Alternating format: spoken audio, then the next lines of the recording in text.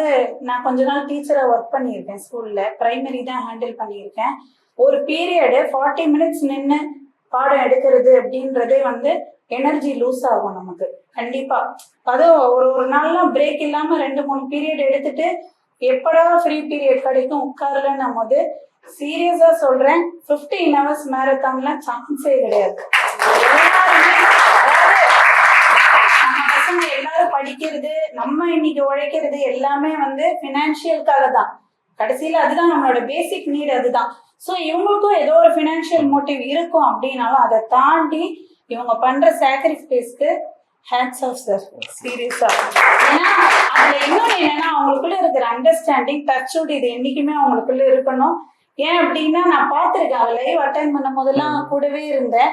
அந்த மாதிரி ஒரு ஸ்ராவணி மேம் எடுத்துட்டே இருப்பாங்க, திடீர்னு அவங்களுக்கு ஒரு காஃப் வந்துருச்சு, திடீர்னு அவங்களுக்கு ஏதோ ஒண்ணு முடியல அப்படின்னா டக்குன்னு யாழினியன் சார் வந்து அப்படியே விட்ட இடத்துல இருந்து கண்டினியூ பண்றது, இல்ல ஆஷா மேம் வர்றது, அந்த மாதிரி அவங்களுக்குள்ள வந்து அந்த ஒரு, அதாவது எல்லாருமே எல்லா சப்ஜெக்டும் எடுக்கிறாங்க. ஸ்கூல்ல கூட அது நடக்காது. சோசியல் வந்தா சோசியல் மேம் தான் எடுப்பாங்க, சயின்ஸ் டீச்சர் தான் சயின்ஸ் தான் எடுப்பாங்க, அது பசங்க எல்லாருக்குமே தெரியும்.